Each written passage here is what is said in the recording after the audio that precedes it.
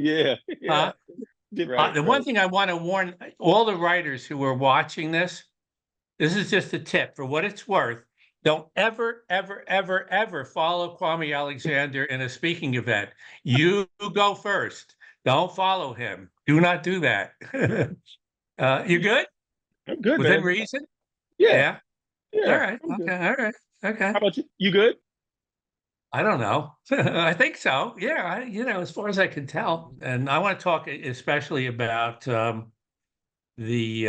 What Fathers Cry at Night at some point. Mm. The poetry, though, I've been out with Kwame with kids, and watching him with kids, and he'll talk to them for like half an hour, and then they go, "I'll never read anything but poetry for the rest of my life." I love it. I love it. And you love it. That's the thing. So let's talk a little bit about that, All the right. beauty of it, the magic, the power, whatever. We just jumping right into it. Oh yes. Look, I've been writing poetry since I was 12 years old. It's it was it was it was unintimidating. It was so much white space on the page. I was like, oh, I can get through Uh-huh. that. Uh-huh. That's easy. Yeah. Uh-huh. But really it was just a way to communicate with girls in college. Like Oh. oh Okay. yeah. Oh That's yeah. good. That's how it I, all starts. I read a lot of Pablo Neruda and I wasn't very cool, but I could write a love poem, or I thought I could. So it was my way of getting dates, and I ended up getting married because of poetry. Uh-huh. So so after college, I said, okay, this is something I really want to learn how to do, and I want to pursue as a career. And of course, I had no idea how to do that, and I was broke for about 20 years, but it kind of worked out okay. Uh-huh. It kind of worked out okay. Anything that it sticks in your brain about, because I love to hear you recite stuff. I'm not going to put you on the spot, but anything. If not, that's okay. Three things. The first Okay. thing, perform your poetry. Don't just read it. I would go out and perform at churches, at subway stops, Uh-huh. bookstores, libraries, wherever I could, farmers markets. I wanted people to hear the words and hear what they Uh-huh. sounded like, because Uh-huh. I Uh-huh. felt like if they heard it, then and they saw it, then they would see that, okay, this is interesting, this is engaging. The second thing was, you have to write something. Speaking of farmers markets, so any effect to you on just the sounds you would hear in terms of the rhythm, the whatever? The kids laughing, the Okay. Okay. the strollers being pushed, the people on the, because this was in Reston at Lake Anne, the people in the little boats on the water. Like, it's just the sound. I walk through life as a willing participant. I hear and see, and I borrow from it all. So Hmm. absolutely, absolutely, there was just this sense of community, and that's, I think, one of the other things that poetry does for me is it allows me to be able to connect with people in an immediate way. Hmm. And Hmm. so Hmm. and so I think that second thing that I figured out was, you got to write something meaningful and significant and relevant. I got to make my personal your business. Hmm. Hmm. Third thing was, I always, you know, knew my audience wherever I was. And if you know your audience, and you have a plethora of poems to sort of pull from, you'll make those connections and create that community. Ultimately, Jim, I think people buy the books. I think they get excited about the books, at least for me, because they like me. I think that, oh, we Really? like, they like, we like, we love this guy. He's so engaging and interesting. He's a storyteller. I think people want to be around other people who they like. Uh-huh. Uh-huh. That makes sense.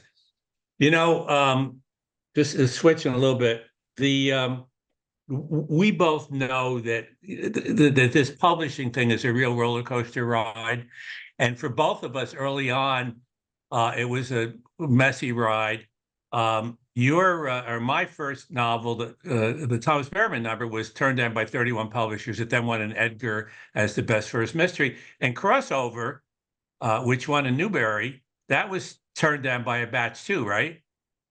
23 publishers turned it down. 23. I got you 31 to 21, You but got me. 23. Well, Yeah, no, I mean, yeah, talk about that a little bit. So, that was 2008 when I wrote it. And between 2008 and 2013, you're talking about 23 rejections. uh-huh. And even a rejection from my agent, which was the messed up thing is that my agent told me he sent the book out. And over the course of a year and a half, all we got was rejections. And then when I met with him, he said, "Oh, Kwame, I'm sorry. I never sent it out. I didn't think your career should be defined by poetry. So I Oh, decided not to brother. send it." So Do we I still was have that agent? obviously I fired him. All right. But Okay. the thing is, I finally, got an offer, which was enough in 2013, which was enough for me to pay the mortgage maybe for 1 or 2 months. And Hmm. and then of course it won the Newbery Medal and then it got turned into a Disney TV show and we won an Now Emmy it's Award. right in Hollywood now, right? Yeah, Okay, so that's it's the a next little trip. Now, how's that been, that experience in terms of you were at Disney and LeBron James's company was involved a little bit too? I think How has that been? that that was working with LeBron James's company. It afforded me a certain level of leverage that we were able to use so Hmm. we didn't have to deal with a lot of BS, you know. Uh-huh. Uh-huh. We had a And there's couple a lot of BS to be dealt with out there, I'll tell you. man, oh my Uh-huh. goodness. I was told that I couldn't be the showrunner on the show because Uh-huh. I'd never run a show. And my position was, I've written the book. I believe I can do it. Pair me up with another showrunner and I'll be the co-showrunner. So they bought that and we co-show ran the show. And it was a great experience. It was 5 years from Disney optioning it to it actually debuting on Disney Plus. Man, that was one of the most intensive 14-hour days, 100-degree weather in New Orleans, 2 summers, and it was the most rewarding experience. So to go from having a book rejected 23 times to Hmm. having it win Uh-huh. an Emmy award for outstanding teen show, that's like the power of resilience and persistence, something you and I both know about. And I think that's a big part of this. Like, do writers have the gut? Do you have the gut to really stick this out and Yeah, put in the it's work? tough out there. It's tough out there. It's tough in the publishing business and getting tougher. And in Hollywood, it is a mess. You and I got involved with becoming Muhammad Ali. We were involved with Ali's estate and Lonnie and all that stuff. Yep. And one of the things for me with that book is I found myself for the only time in my life kind of following you versus the other way where I tend to lead. But I was very comfortable with that. Partly because of your connection to Ali was so powerful, starting with a book of his, which really was one of the things that turned you on. So you talk a little bit about that. Yeah, when I was 11 or 12, my father had me reading encyclopedia, dictionaries, Uh-huh. his dissertations, and I was bored. I didn't want to read that stuff, but he made me read them, and I discovered this book in our library. Our library was in the garage, and there were 50 or so milk crates, green milk crates with books spine out, and I saw this book. It was called The Greatest, Mhm. and I was drawn to that title, and I opened it, and of course it was the autobiography of Muhammad Ali, Mhm. and Random House published it in 1977, I believe, and so I read the entire book. I could not put it down, and it did two things for me.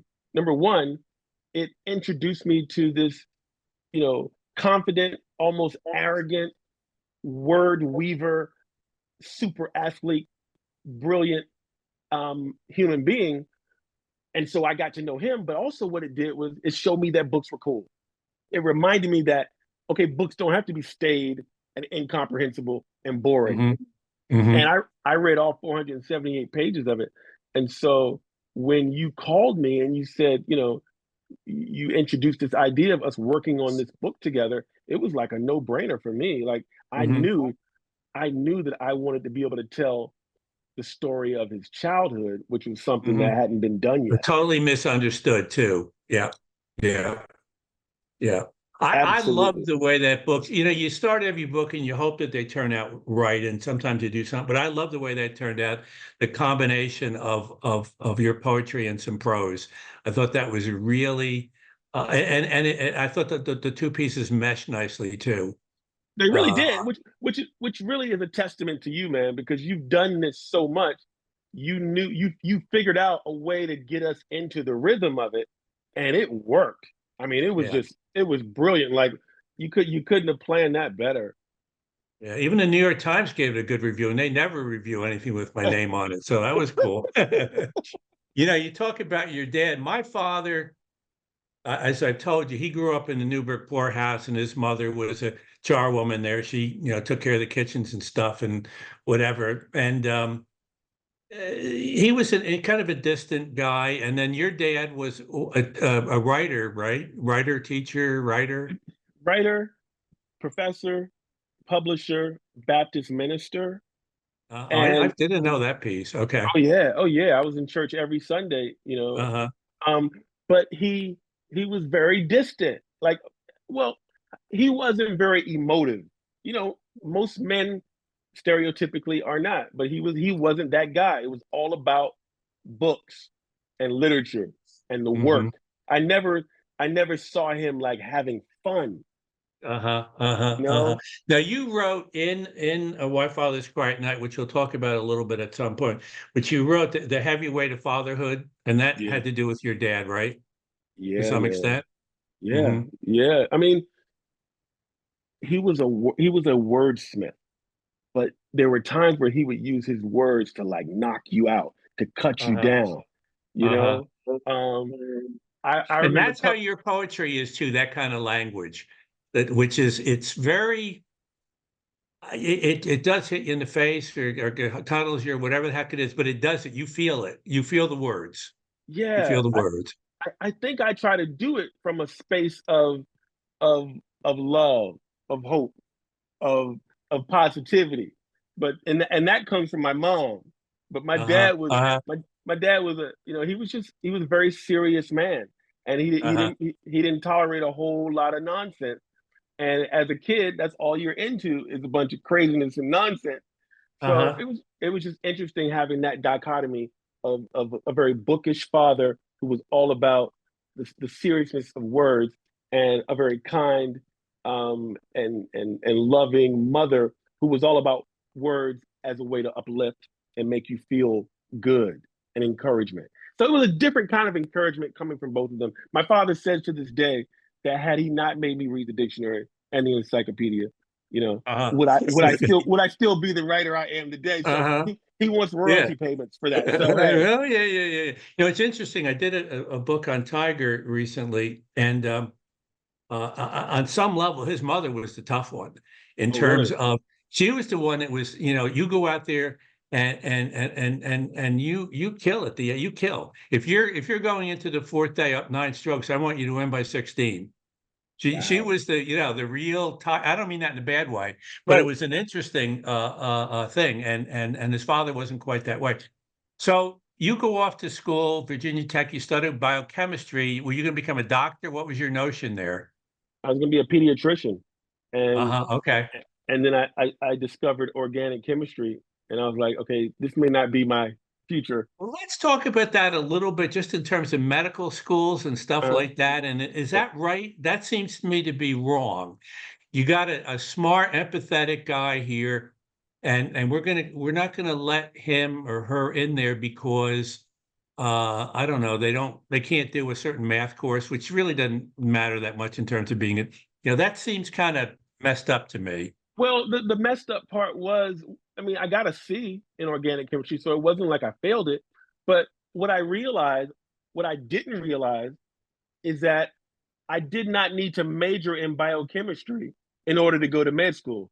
Uh-huh, uh-huh, I could have majored in religion uh-huh, or creative writing, and I didn't know that. My advisor hadn't told me that, and so uh-huh, I thought that the path was only biochem or biology or chemistry as a major, and come to uh-huh. find out it wasn't that. And so I what was Yeah. messed up is that I had an advisor who didn't tell me that. You know, So we both have some, I mean, you more than I, but some relationship now to the HBCU schools and stuff like that. And I was just at Howard over the weekend, which was great because we have some scholarships there, and the kids are just so ridiculously smart.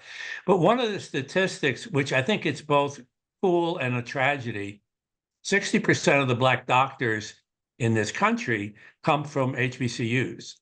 And that, God bless those schools, but also goddamn the other schools, because they're messing up. Yeah, That's bad. That statistic tells you a lot, tells you a yeah, lot. yeah. No, And we Black. need doctors, and we really need doctors, and we need good doctors, and we need empathetic doctors and whatever. And they don't have to do organic chemistry, and they don't have to do a lot of crazy mathematics to become good doctors. And somehow, the people that are keeping the gates closed need to open those gates up so we can. I think anyway, something like that. I would love to have had a pediatrician who was a poet. I mean, I think Uh-huh. they'll probably be more in tune to the human spirit, to the humanity of it all. So yeah, I agree with you. You know, Well, I agree. also, that connection between, doctors who have that bedside manner, that really is very useful. And it's just the whole, I mean, I don't want to bullshit too much on this, but the mind body thing about illness and health and whatever, which, it seems to be a piece of it. And I'm always, I really like my doctor a lot. I go in there and we laugh and he says, "You're sick." I said, "Oh, no." No, but so anyway, so at Virginia Tech, though, that's where you met Nikki Giovanni, though, too, right? She I was my think. professor. She was my professor Okay. for three for Okay. three for 3 years, and taught me everything I needed to know. But at the time, I was so young, and and and thought I knew everything, so didn't really, Uh-huh. we didn't get along too well while I was at school. But later on in life, we would become close friends. If I were to say, outside of my parents, who had the most impact on my writerly pursuits, it would definitely be Nikki Giovanni, because I was able to sort of look at a living poet and use her as a model for what I hmm could perhaps achieve. hmm You don't hear of a whole lot of poets making a living as a poet, but I got to see her every day for 3 years make Yeah. a good living as a poet. So she definitely became a model, not only for how I write, but how I sort of move around the world. And you've Absolutely. done some teaching too, right? I A tried little bit. teaching. I A little tried bit. teaching, Jim. Yeah, it wasn't for Uh-huh. me. Like it Uh-huh. wasn't. I Uh-huh. was like that. Have you taught before? No, I can't. I don't have the patience for Yeah, I think me too, it. man. Me, same It's with like my me. mother did. My mother did for a long time, but I'm just like, oh, I can't do this. It's sacred work, man. I mean, you have the capacity to nurture and develop and build beautiful human beings who you see every day, or if you're not a very good teacher, you could destroy them. Yeah. So Yeah, it's yeah, yeah, it's yeah. You it's can it's really sacred turn work. people off. I had one, and it was a required writing course undergraduate. And the guy said he was a Catholic poet laureate, whatever the hell that's supposed to be. Sounds like a Mm. contradiction in terms. But he said, you write well enough, but stay away from fiction. So that was his advice. He was probably right, but what the heck? You have this massive, cool imagination and stuff, and even with the kids stuff, not even with the kids stuff, but like Acoustic Rooster, Yep. which kind of is about getting kids into jazz and stuff, right? A little bit. Yeah. Last weekend, Jim, I got to hang out with Wynton Marsalis. Uh-huh.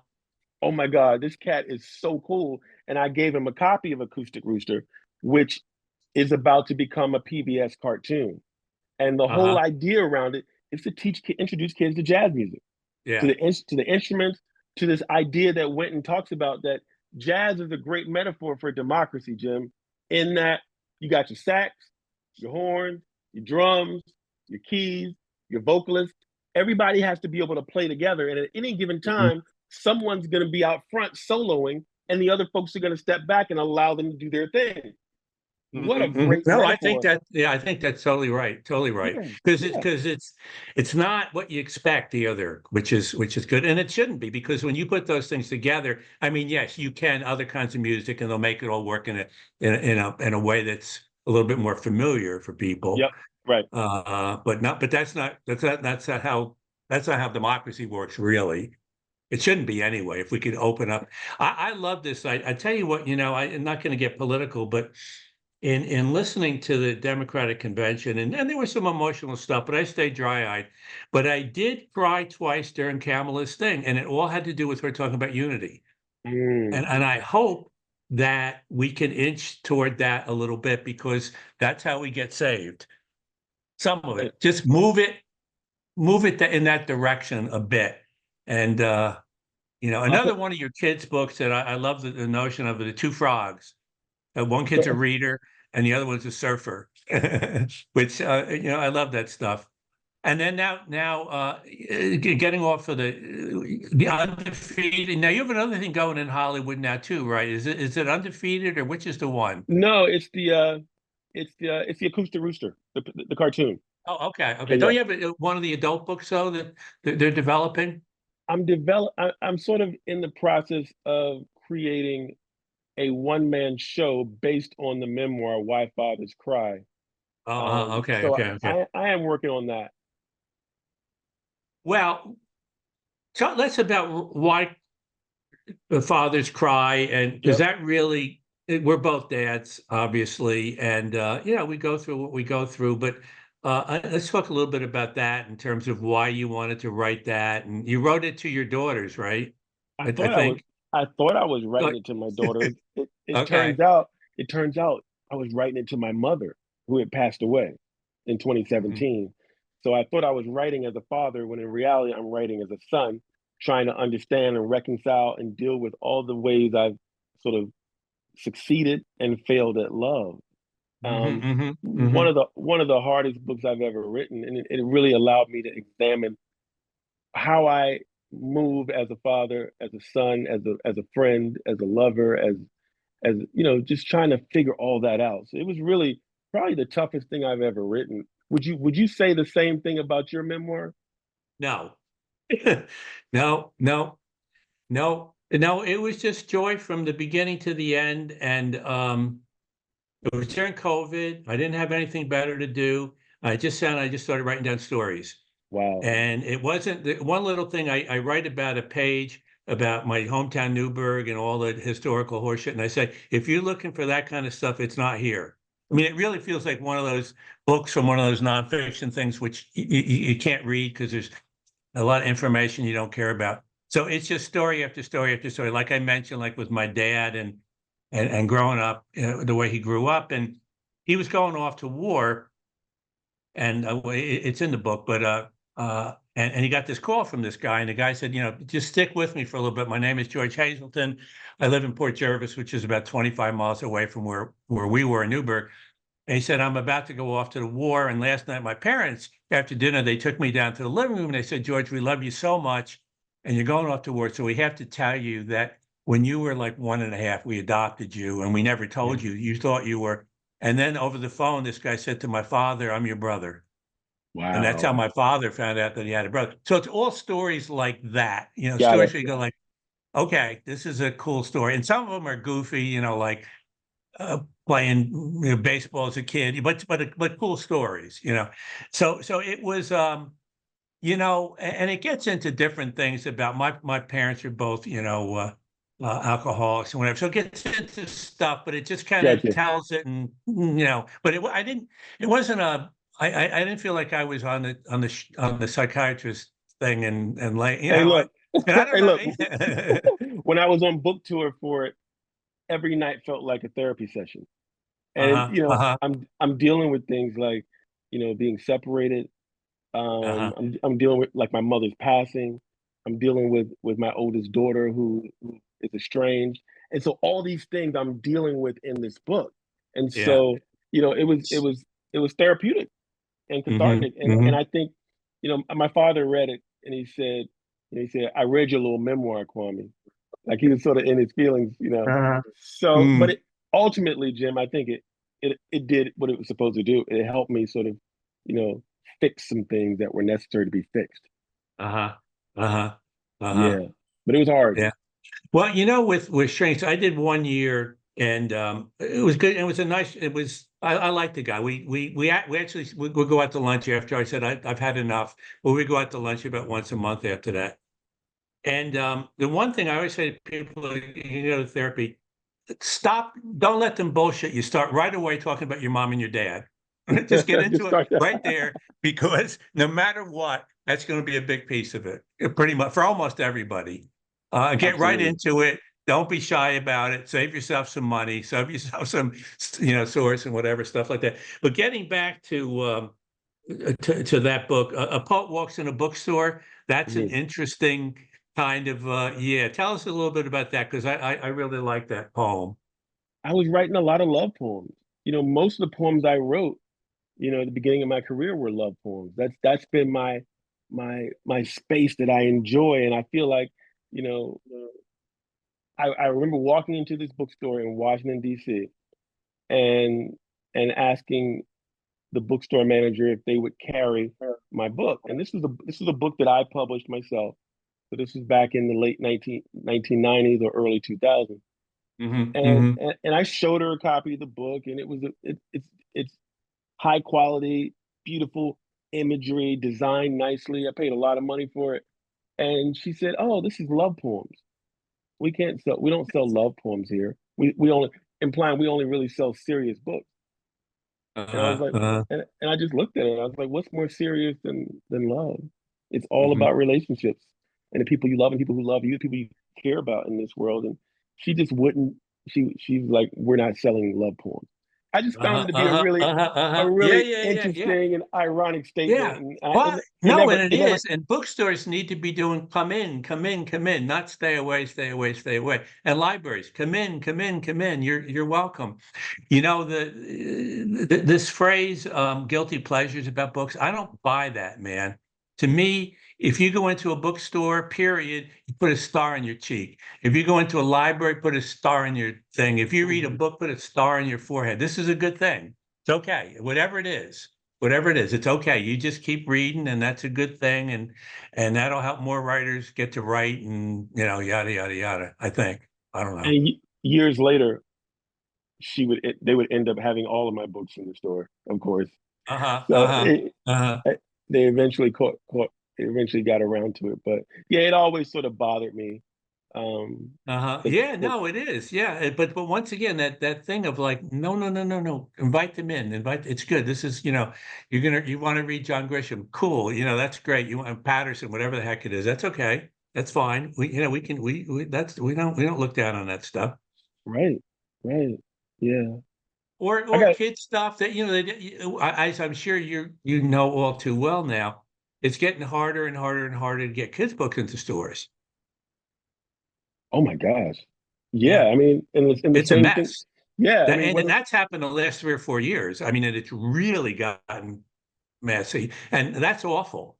That's awful. not even just with books. When you look at what's happening with children's television programming, like Hmm. just so many companies are laying off and cutting staff and cutting programming.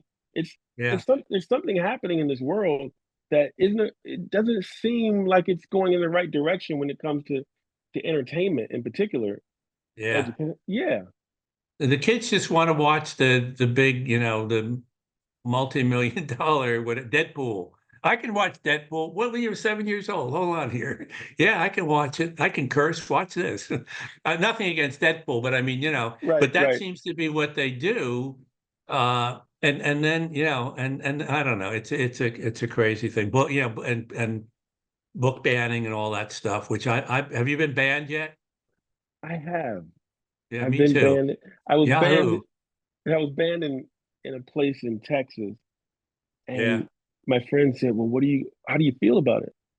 And I said, "I don't feel a certain kind of way, but Yeah. I'm gonna do something about it." So I flew to this city in Texas, and Uh-huh. I showed up at a school where I knew a teacher had taught my books at one point, and I read to the kids from the book that was banned.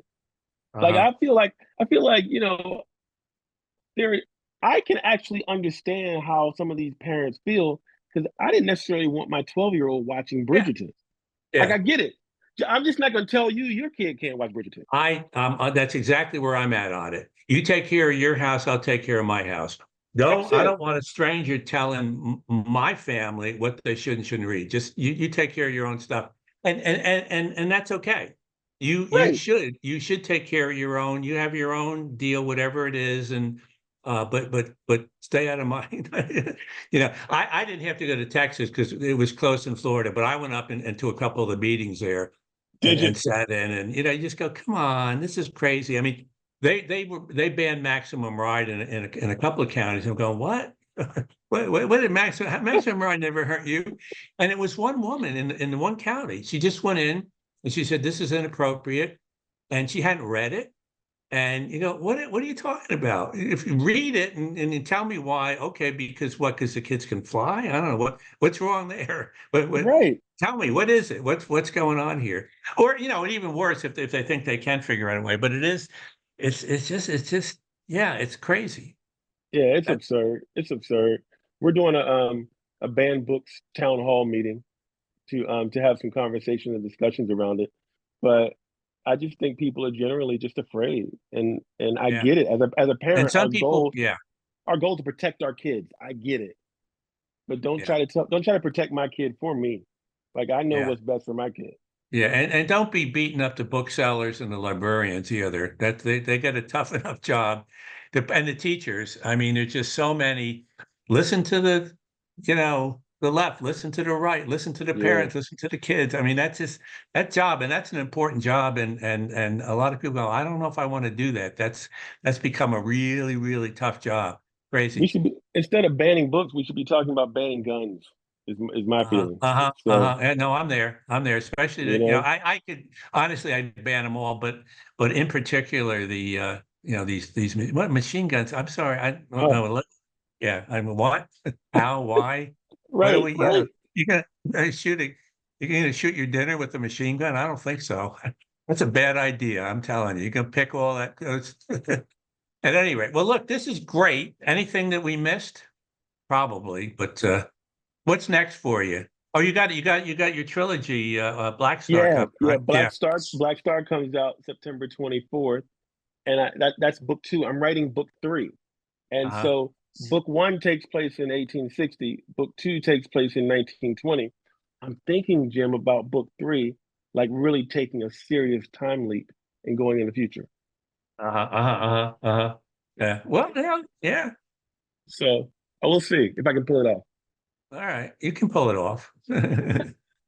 We know how to Appreciate figure that. stuff out. We do know how to pull stuff off. Yeah, it's true. All It's right. Well, true. this has been a treat for me. Thank you, Uh, man. uh, Glad to see you're back in DC. Yep. Good. All right. Missed you. You too, man. I look forward to Be seeing good. you again soon. Yeah. Take care. Bye-bye. Bye.